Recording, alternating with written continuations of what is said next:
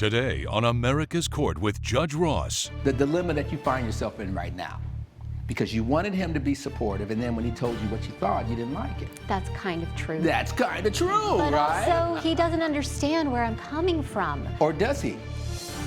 In my courtroom, it's about equity and fairness. Stop. Is that true? I don't want you to understand. I want you to overstand. Yes, sir. That's why they pay me the big bucks. Justice should be more than just some foreign concept. I actually want you to learn something. That's not gonna happen. Not up in here, not today. And boom goes the dynamite. Fair, firm, compassionate. This is America's Court with Judge Ross.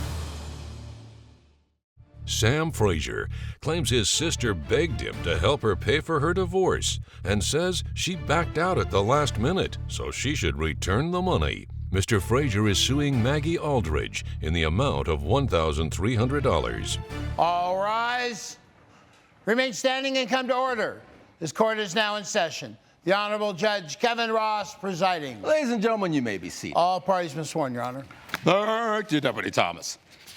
Mr. Frazier, you are suing your sister, Miss Aldridge, for $1,300 because she decided not to get a divorce. That's correct. I gave her $1,300 on the condition of it paying for her legal fees so that she could file for divorce and get out of a bad relationship. So she approached you initially with this whole idea of not wanting to stay married. That's correct. That's correct. Miss Aldridge, is that true?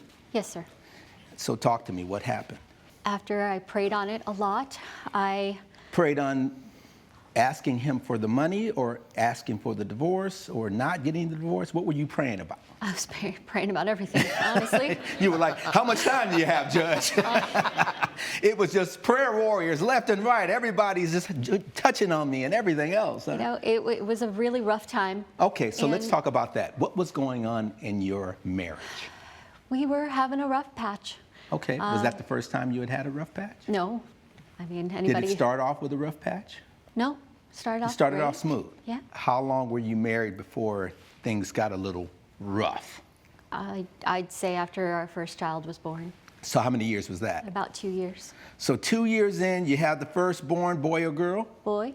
Little boy. You said your firstborn. How many did you end up having? 2.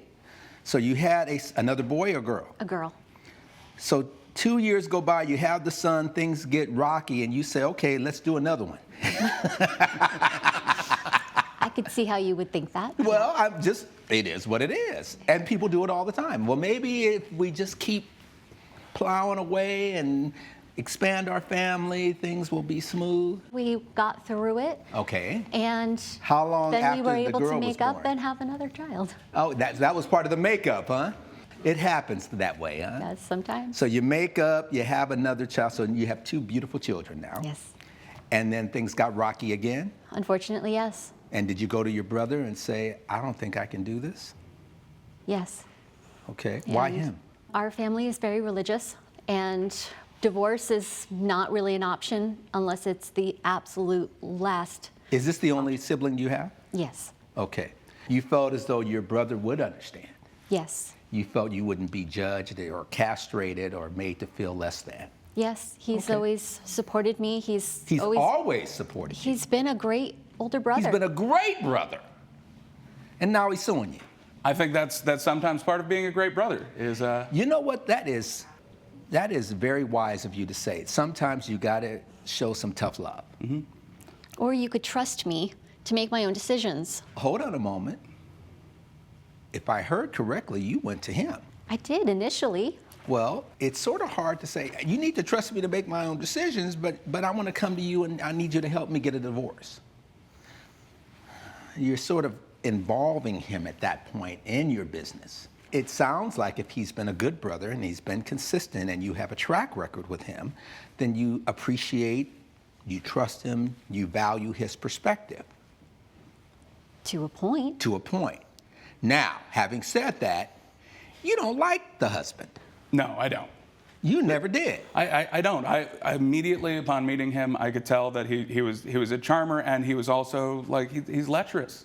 Like his eyes are wandering all the time. She even came to me He's early a on. lech. Yeah. Early on in their relationship, she came to me and told me that she was worried that he might be cheating on her. Is that true? Yes, that's true. Okay, so you have him all up in your business.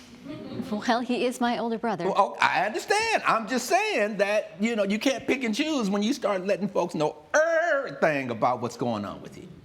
Sometimes it's best to just sort of work it out with the person or someone more objective, like a counselor, a therapist, so at least you don't have the dilemma that you find yourself in right now.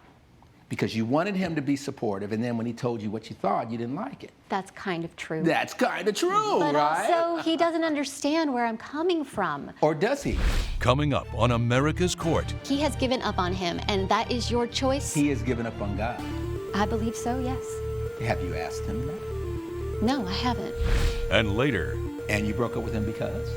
I mean, I feel like maybe it was mutual. I think we had like a It's not mutual. scheduling conflicts, didn't work out. Just timing wasn't right. Timing wasn't right. If you'll be in the Los Angeles area and want to bring your case to court, call 1-888-552-6878.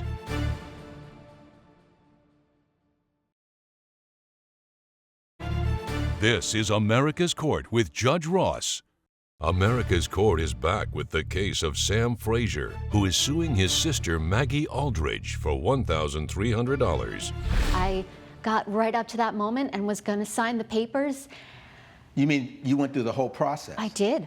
So you actually took the $1,300? I did. Why $1,300? That was the amount of the cost for the divorce? Yes, sir. You didn't have any of it? You didn't want to put any skin in the game? You needed the full $1,300 from your brother? I don't work. I'm a stay-at-home mom. Okay. So She wasn't always. That's something that changed with... She wasn't always, what, a stay-at-home mom? A stay-at-home mom. She had been working and she was very excited about her career.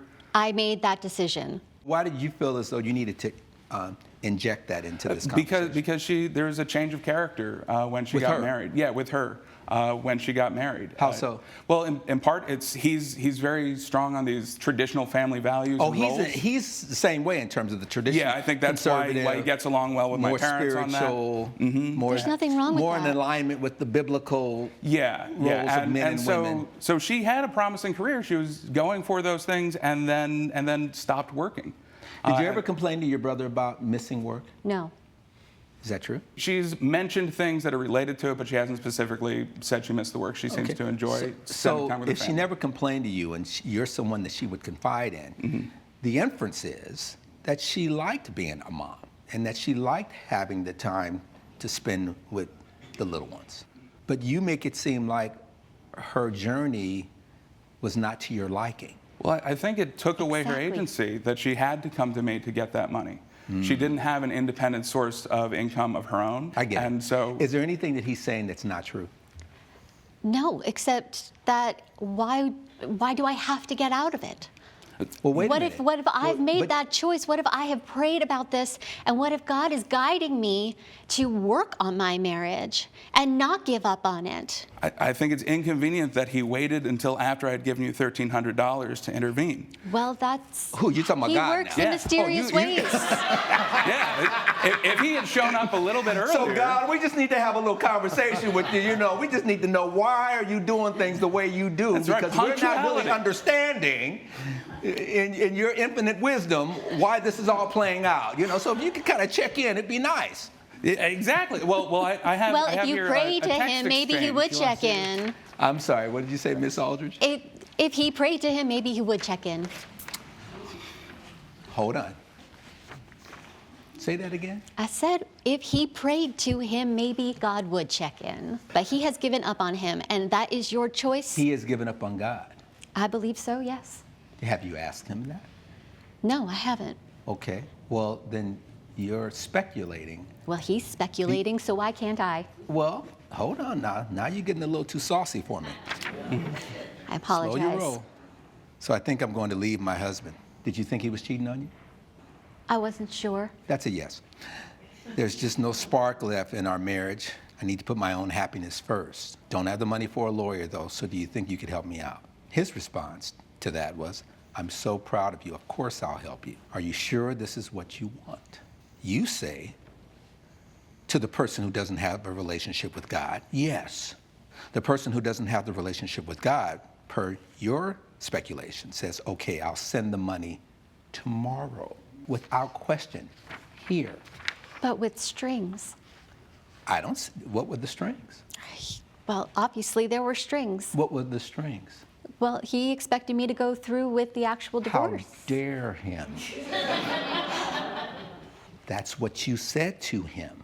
I understand And that. so if you've changed your mind, Then he should respect that. then what do you have to respect? I have to respect that. Look at me. I have to respect that he will always be there for me, like a brother. Are you going to be there for her? I would like to be there for her, and I will continue to be there for her. But I would also like to see the money back because He's like, Judge, don't get it twisted now. Give me my cash back. That's right, Because that's right. that was We the had a basis conditional of the agreement. understanding of the exchange for the gift. It was Okay. a gift. He gave it to me. What did you end up using it on then? I got a lawyer. I have a bill right here. Yep. It shows exactly every penny that I spent of that $1,300. But you didn't finalize it. I went through the entire process, and then it came right down to me signing the paperwork, and that is when I felt that God intervened and told me not to sign. I get it. I'm a believer. I don't get caught up in the denominations and the different religions. I think it's more of a spiritual thing, and everybody's on their own journey. Based on the evidence and the testimony before this court, the guy was going to come down in favor of the plaintiff, though. When we make choices, there are consequences to those choices. You made a decision to ask him for money to accomplish a certain objective. The objective wasn't accomplished. Ergo, the money has to be returned. Judgment for the plaintiff in the amount of $1,300. That is the order. Case closed. Judge Ross has ruled in favor of the plaintiff. The defendant has been ordered to pay $1,300. I'm glad that we've cleared this out, and I think that it's going to help us moving forward as a family. It's going to take me a lot of praying to get over this, and I hope I can forgive you. Coming up on America's Court with Judge Ross. Did he tell you you were not his first choice?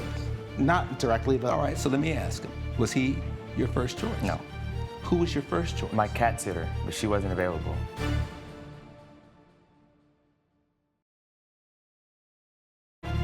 This is America's Court with Judge Ross. Steve Charles claims his former boyfriend was cat-sitting for him while he was out of town and says his feline disappeared for good after his ex left the door open. Mr. Charles is suing Lawrence Paul in the amount of $4,000. All right, Mr. Charles, talk to me. No sauce, no sides. What's going on here? How you doing, Your Honor? How you doing, I'm sir? suing Lawrence today for $4,000 Because because I felt like he was negligent with my cat. I left him responsible for it. the cat's name is... Sebastian. You have a picture? I do have a photo. Don't you that? Yeah. And what's the relationship between you and Mr. Paul? So Lawrence is actually my ex. We dated for 2 years and broke up 2 years ago, but we're like best friends. You all broke up and now you're best friends? That's a no. Okay, I get it. You must have broke up with him. Yeah. And you broke up with him because? I mean, I feel like maybe it was mutual. I think we had like a It's not mutual. scheduling conflicts, didn't work out. Just timing wasn't right. Timing wasn't right. Why do you think it didn't work out? he's right. Timing wasn't right, but I feel like I gave up a lot of time to be with them, and it wasn't reciprocated. You still like him? Yes, you do. Yes, you do. I mean, if that's the case, it's the case. Yeah. We like who we like. He didn't have anybody else who could watch Sebastian? I wasn't his first choice, obviously, but You were not? No. He told you that? Well, I know he has a Did he regular- tell you you were not his first choice? Not directly, but All right, so let me ask him. Was he your first choice? No. Who was your first choice? My cat sitter, but she wasn't available. Okay. So I phoned a friend. This friend? This friend. Okay. Coming up on America's Court. You knew that he and Mr. Charles had history. Why wouldn't you say to Mr. Charles, man, I don't think you should let Mr. Paul watch that cat?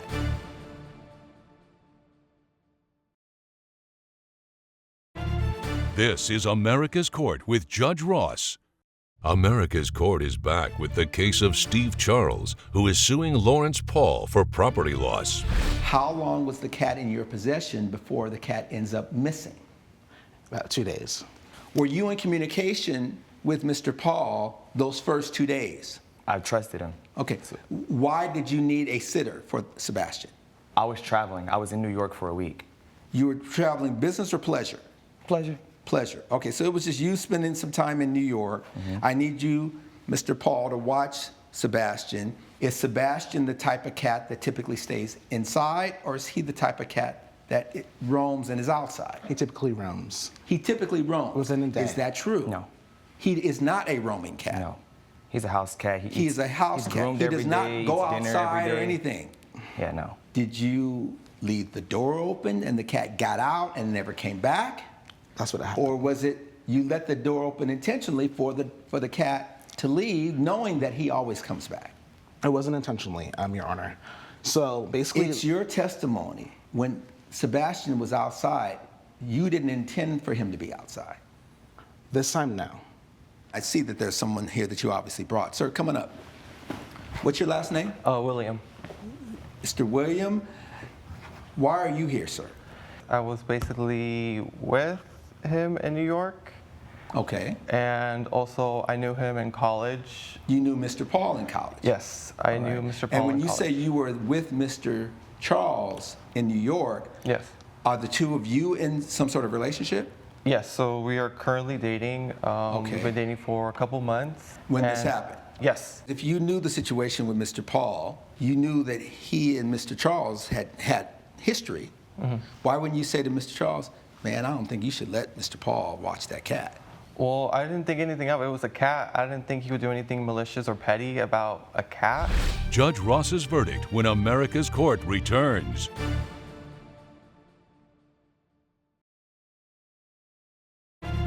This is America's Court with Judge Ross. All right, so this is Sebastian with the little polka dot red bow around his, Yes. okay. That's Sebastian. I took that photo. This is what you've shown me. You have a bill of sale here, Mr. Charles, because you still have yet to have the cat Sebastian returned to you. Still haven't had him return. All right. And so the bill of sale, this is how much you paid for Sebastian. No, that's a payment for the new cat that I have. What kind of cat did you buy, sir? It's a Persian. What's this $500 for? I think there was like a Oh, you had to microchip, you had to Neuter, have the cat neutered. vaccines And what was the therapy sessions for? for emotional distress and anxiety. The cat was in your possession. And based on the evidence and the testimony before this court, the gavel has to come down in favor of the plaintiff. Because you lost the cat that was in your possession, and you willingly and knowingly and understandably agreed to watch the cat. The question is, how much is Mr. Charles entitled to? Is he entitled for the replacement costs associated with the cat? He is. So that's $2,000. Is he also entitled to the monies in terms of the spading and neutering and all of that? I think it's reasonable.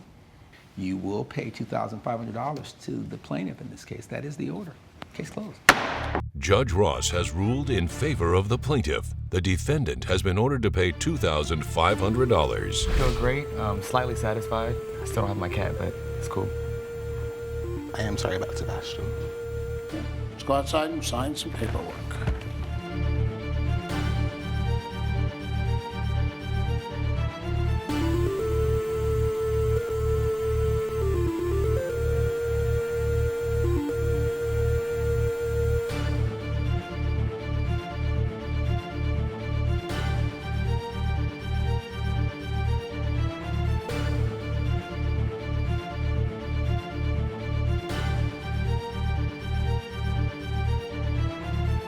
This has been a production of Allen Media Group.